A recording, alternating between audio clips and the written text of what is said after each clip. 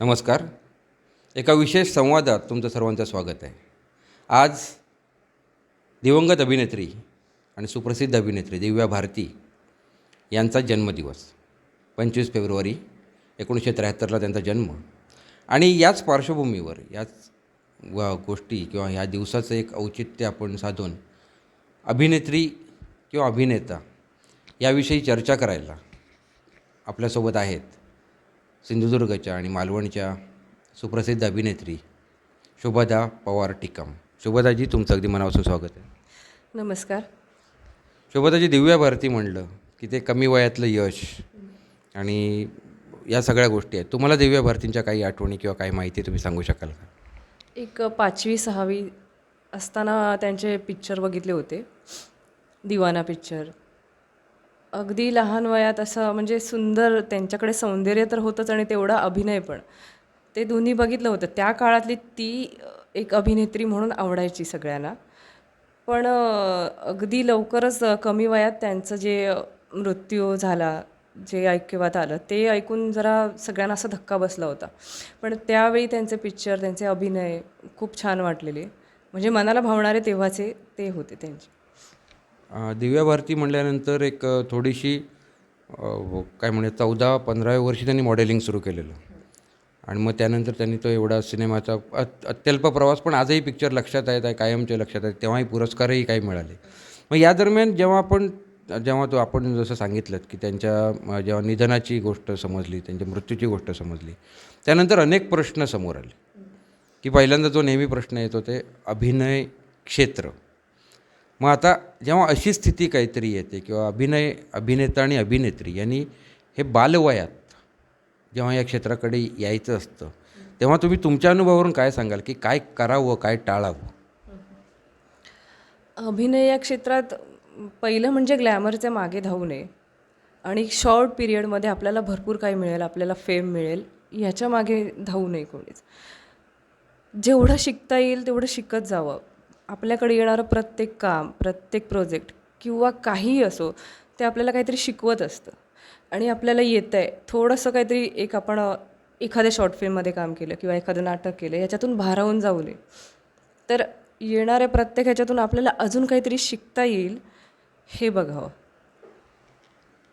खास करून रंगभूमी किंवा स्क्रीन या दोन्ही ह्याच्यामध्ये आपण स्वतः काम केलं आहे आणि ते 25 वर्ष आपण काम करत आहे. 2002-03 सालापासून आपलं सुरू आहे.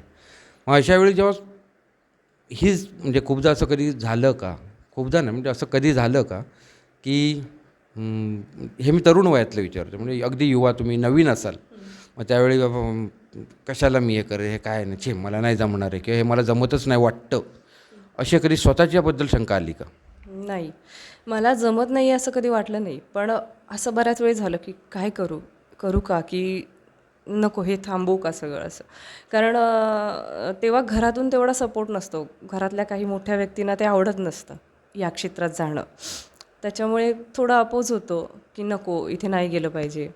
मग त्या अपोजमध्ये थोडंसं घरातलं वातावरण बिघडतं आणि तेव्हा कुठेतरी माझ्या मनात आलं होतं की नको करू का हे सगळं. माझी खूप आवड आहे, मी त्याच्यासाठी कॅपेबल आहे, मला जेवढं जमतं आहे तेवढं मी करते. पण हे घरातलं वातावरण बिघडतं, त्यांची मनं दुखवतात, त्यामुळे नको करू का असं मनात आलं होतं. पण तरी पण कुठला तरी आतला एक कलाकार जागा झाला, त्याने ते नाही थांबवू दिलं. थोडा माझा गॅप पडला, थोडी एक्झाम होती, लास्ट इयर होतं, घरातून नाहीच पाठवत होते कशालाच, गॅप पडला. पण तरी पण त्या गॅपनंतर मी ते कंटिन्यू केलं. आता हा जो गॅप आहे, मग तुम्ही तो जो आता नमूद केलात की हा गॅप आहे किंवा काही नसणं त्यावेळी, तुमच्या बाबतीतलं आपण असं म्हणूया की त्यावेळी तसं घडलं, पण त्यात ती गॅप कशी तुम्ही घालवली? त्या गॅपमधनं तुम्ही कशा चालत आलात? कारण तुम्ही भले ती वर्षाची असेल, 6 महिन्याची असेल, 2 वर्षाची असेल, पण ती गॅप कशी भरली? 1 वर्षाची गॅप होती ती. पण त्या गॅपमध्ये असा जीव मागे पुढे व्हायचा. कुठे कार्यक्रम होत आहेत, चालू आहे, सगळं कानावर येत असतो, बघायला जात असतो आपण. पण मी करू शकत नाही आहे. म्हणजे ती खूप त्रास व्हायचा त्या गोष्टीचा. पण त्या त्रासातूनच त्या गॅपनंतर कुठेतरी कॉन्टॅक्ट करून आपण कुठेतरी परत चालू करायचं. म्हणजे तुम्ही स्वतःतला प्रेक्षक जागा ठेवलेला त्यावेळी, की म्हणजे तुम्ही जात होतात, हे महत्त्वाचं आहे. कारण इथे मी नाही, तिथे मग परत काहीच नाही असं ते थोडंसं वाटू शकतं. मग यात पुन्हा तर दिव्या भारतींच्या थोड्या सक्सेसकडे येतो. काही चित्रपट आहेत म्हणजे दिवाना चित्रपटामध्ये ती प्रगल्भता, मग आता ती प्रगल्भता आणि त्यानंतरची त्यांची ती घटना हा पुढचा एक भाग आहे. मग अशी प्रगल्भता जेव्हा तुम्ही एखाद्या भूमिकेत असते तेव्हा तुमचं स्वतःवर काही असं ओझं येतं का? तर तुम्ही विविध भूमिका करता तेव्हा तुम्ही त्या बाकीच्या तुमच्या जीवनामध्ये काही ओझं येतं का? भरपूर ओझं येतं. म्हणजे भूमिका करत असते, सगळं करत असताना जे पर्सनल लाईफ आहे, घरातलं जे असतं सगळं, तिथे थोडा प्रेशर येतो मला. पण ते पण मॅनेज करते. कारण कला महत्त्वाची आहे आणि आवड आहे. त्याच्यामुळे ते सगळं मॅनेज करते. या दरम्यान आपण जगणं म्हणजे आता आपण जो हे जगत असताना कला किंवा नाट्यक्षेत्र असेल किंवा सिनेमा क्षेत्र असेल तुमच्या कलेचं क्षेत्र आहे. मग हा जो कलेचं भाग्याचं क्षेत्र आहे म्हणजे जीवन जगण्याच्या आनंदाबरोबर हे एक वेगळं भाग्य असतं. मग अशावेळी तुमच्या बाबतीत म्हणायचं तर त्याच क्षेत्रातलं एक जोडीदार आहे म्हणजे तुमचे जे पती आहेत ते दिग्दर्शक आहेत स्वतः सचिन टिकम. म्हणजे नाट्य म्हणजे रंगकर्मी आहेत पण दिग्दर्शक हा एक त्यांचा एक हां तुमचे गुरुही आहेत. मग अशावेळी मी हे सर्व विचारतो की समजा कुठेतरी तुमच्या तालीम चालू आहे किंवा काहीतरी ते समजावत आहेत आणि अशावेळी ते काहीतरी पटकन असं कधी झालं का की त्यांनी इतरांना ओरडलं त्याच्याबरोबर आपलं तुम्हाला जास्तीच ओरडून गेलं आणि मग त्यावेळी असं थोडंसं काहीतरी पर्सनल असं कधी वाटलं का? असं ओरडण्याचं वगैरे झालं नाही. पण कसं आहे, त्यांनी कधी छान करतेस तू, परफेक्ट होत आहे, असं कधीच बोलले नाहीत. हे अजून झालं पाहिजे होतं, हे बरोबर नाही होत आहे. त्याच्यामुळे माझी प्रगल्भता वाढत गेली. मी अजून चांगलं चांगलं करत राहिली. कशाला? तर मला कधीच सांगितलं नाही की हे चांगलं होतं आहे, हे असं झालं पाहिजे होतं, अजून बरोबर नाही झालं आहे, असंच सांगत गेले. त्याच्यामुळे कुठेतरी मी अजून माझ्यामध्ये चांगलं गुण आणण्याचा प्रयत्न केले. कला माझी चांगली होत गेली. पण दिग्दर्शकाला अभिनेता आणि अभिनेत्रींनी दिग्दर्शकाच्याबद्दल कसा दृष्टिकोन ठेवला पाहिजे असं तुम्हाला वाटतं? म्हणजे वैयक्तिक आता सचिनजींचं पण झालं पण एकंदरच दिग्दर्शकाबद्दल तुमची भावना काय पाहिजे? दिग्दर्शकाला जे हवं आहे म्हणजे त्यानेच जे स्क्रिप्ट आत्मसात केलेलं असतं ते त्याला हवं आहे तसं आपण दिलं पाहिजे. जसं आपल्याला हवं आहे तसं नाही केलं पाहिजे. दिग्दर्शकाला काय कसं सादर करायचं आहे, कसं मांडायचं आहे, ते आपल्याकडून दिलं गेलं पाहिजे. म्हणजे थोडं मनाच्या विरुद्ध आपल्याला ते करावं लागलं तरी करावं लागलं तरी चालतं, पण करायला पाहिजे. कधी कधी आपल्याला पटत नसतात. नाही, हे असं नाही केलं, असं केलं तरी चांगलं होईल. पण नाही, त्यांना जे हवं आहे ते आपल्याला द्यायचं आहे. म्हणजे the boss is always right आपण जसं म्हणतो तसं. आणि थोडासा अ, शिकण्याच्या वृत्ती तुम्ही म्हणला पण आता पुन्हा इथे दिव्या भारतीचा एक छोटासा मी एक तिच्या माहिती जी आहे तिच्याबद्दल तिचं शिक्षण तिनं 9वीतून शाळा सोडलेली. मग आता शिक्षण आणि कला म्हणजे कला तर जोपासायची आणि शिक्षण तिनं का शाळा सोडलेली किंवा काय तो तिचा एक भाग असेल. पण तुम्हाला काय वाटतं की शिक्षण म्हणजे कला भरपूर आहे पण शिक्षण नाही अशा स्थितीत काय होऊ शकतं? नाही, शिक्षण हे मस्ट आहे. शिक्षण घेतलंच पाहिजे. बेसिक आहे आपलं ते. आणि कला हा जीवनाचा भाग आहे आपल्या. शिक्षण अर्धवट सोडून कला जोपासणं हे थोडंसं म्हणजे अधोगती म्हणतात तसं. आपल्याला थोडंसं अनपढ राहिल्यासारखं, म्हणजे आपण डिसिजन नीट घेऊ शकत नाही शिक्षण नसलं तर. महत्त्वाचं डिसिजन निर्णय घेणं किंवा आपल्याला 4 लोकांमध्ये जायचं असतं. शिक्षणच नसेल आपण तर कसं आपला वावर आहे, काय ते आपल्या शिक्षणावरच असतं ना. म्हणजे सामाजिक आपल्याला ज्या काही टच आहे आपला जो लोकांशी आहे किंवा जे जगाशी आहे म्हणजे हे आध्यात्मिक याचाच भाग आहे शिक्षण हा असं. म्हणजे ह्या क्षेत्रासाठी शिक्षण आवश्यक आहे. मग हे करत तुम्ही जेव्हा शिकत होतात कारण त्यावेळी तुम्हाला तुमचे अनुभव कसे होते की तुम्ही शिकताय आणि त्याचबरोबर तुमची कधीतरी ओढाताण बाबा अभ्यास हा पण आहे ते पण करायचं हे काहीतरी प्रोजेक्ट पण द्यायचा असेल कॉलेजचा किंवा काय आणि मग त्याचवेळी तुमचं हे मग ती तारेवरची कसरत कशी करायचं? ती तारेवरची कसरत व्हायचीच. कलेमुळे थोडेसे मार्क्स पण कमी आलेत. पण दोन्ही मॅनेज केलं. जास्त ते कलेमध्ये इंटरेस्ट असल्यामुळे माझा तिकडेच जास्त इथे भाग घ्यायचा, तिकडे भाग घ्यायचा भरपूर असायचं. त्याच्यामध्ये थोडासा अभ्यासाकडे दुर्लक्ष व्हायचा. पण अगदीच सोडून नाही दिलं, केलं. दोन्ही मॅनेज केलं. दोन्ही महत्त्वाचं आहे तेवढंच.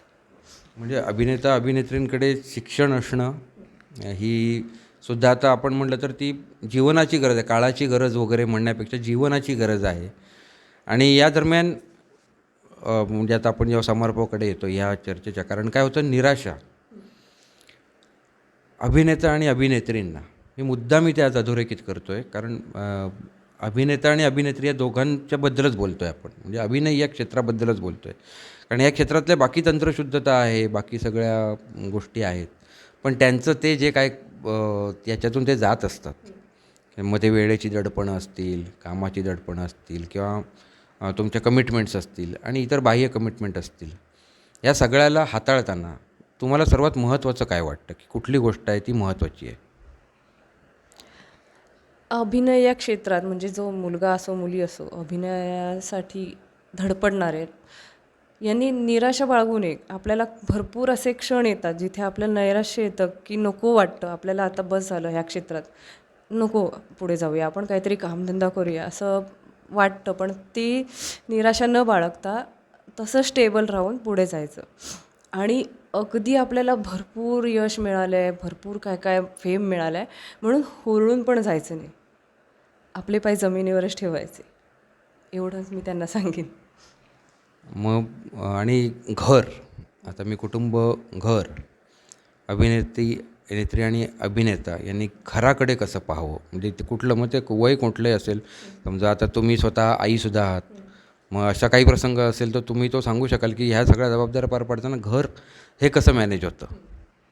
आता आपण अभिनेता किंवा अभिनेत्री असण्या अगोदर एक माणूस आहोत. माणूस म्हणून पहिलं जगायचं आणि ते करत असताना सगळं मॅनेज करायचं. आता मी स्वतः एवढं सगळं चालू असतात कंटिन्यू प्रोग्रॅम्स वगैरे, पण घराकडे दुर्लक्ष होऊ देत नाही. तेवढं मॅनेज करावंच लागतं. खूप असं दमायला होतं. कधी कधी नाही होत मॅनेज, हैराण व्हायला होतं, पण नाही, घराकडे लक्ष द्यावंच लागतं. एक आई असतो, एक बायको असतो, आपण घरातली सगळ्या जबाबदाऱ्या असतात, पण त्या करायला लागतात. ते बाजूला ठेवून करायला मला आवडत नाही. मग आता काळ बदलला आहे, मग थोडीशी आता तुम्ही जर कामाच्या पोचपावत्या लगेच मिळतात, म्हणजे आणि त्यात करून जर ते चांगलं काम झालं, सुरुवातच समजा एखाद्याची चांगली झाली, लोकांना आवडलं, मग त्याचबरोबर तो असंही घडू शकतं की आणखीन 2 महिन्यांनी पोचपावती उलटी मिळायला लागली की नाही, काम चांगलं नाही. मग अशा वेळी काय करावं? काम चांगलं नाही अशी पण पोचपावती मिळते कधी कधी. कारण प्रत्येकालाच आवडतं असं नाही ना, कोणाला तरी नाही आवडत, ते तू अजून असं करू शकली असतीस, याच्यापेक्षा चांगलं करू शकली असतीस. मग ते आपण करण्याचा प्रयत्न करतो की आपलं काहीतरी चुकलं आहे, आपलं काहीतरी राहिलं आहे, ते अजून चांगलं करण्याचा प्रयत्न कर, पण निराश नाही व्हायचं त्याच्यातून. खूप छान तुम्ही तुमचा वेळ दिला शुभदाजी. कारण काय होतं की हा जो संवाद होता, तो संवाद हा तटस्थपणे आम्ही प्रेक्षक किंवा काही सांभाळ म्हणून बघताना, त्याचबरोबर ह्या क्षेत्रामध्ये असलेल्या सात्विकतेचा तुम्ही जागर केला आहे असं म्हणेन मी. या क्षेत्रातली जी सात्विकता आहे ती तुम्ही समोर आणली आहेत आणि अत्यावश्यकता पण काही समोर आणलेल्या आहेत. खूप खूप धन्यवाद. थँक्यू. मला इथे बोलवल्याबद्दल आभार. तर या होत्या अभिनेत्री शुभदा पवार टिकम. त्यांनी आता त्यांच्या अभिनय प्रवासासोबत आपण जेव्हा आज जो विशेष ठेवला आहे की दिव्या भारती यांचा जन्मदिवस, अभिनेत्री दिव्या भारती, आणि त्या दरम्यान अभिनेता आणि अभिनेत्री यांच्यासाठी निदान सुरुवातीचा काही काळ आहे, त्यावेळी काय पथ्य पाळत किंवा काय करत करत जावं आणि मग पुढे ते सवयीचं होतं. आणि हे एक प्रोफेशन म्हणून किंवा याच्यामध्ये जगताना जीवन ही गोष्ट अत्यंत गांभीर्याने घेण्याचासुद्धा, प्रसन्न गांभीर्याने घेण्याचासुद्धा एक त्यांनी आपल्याला संदेश दिलेला आहे. आपण सर्वांनी हा विशेष संवाद पाहिलात म्हणून तुमचे सर्वांचे मनःपूर्वक आभार. धन्यवाद.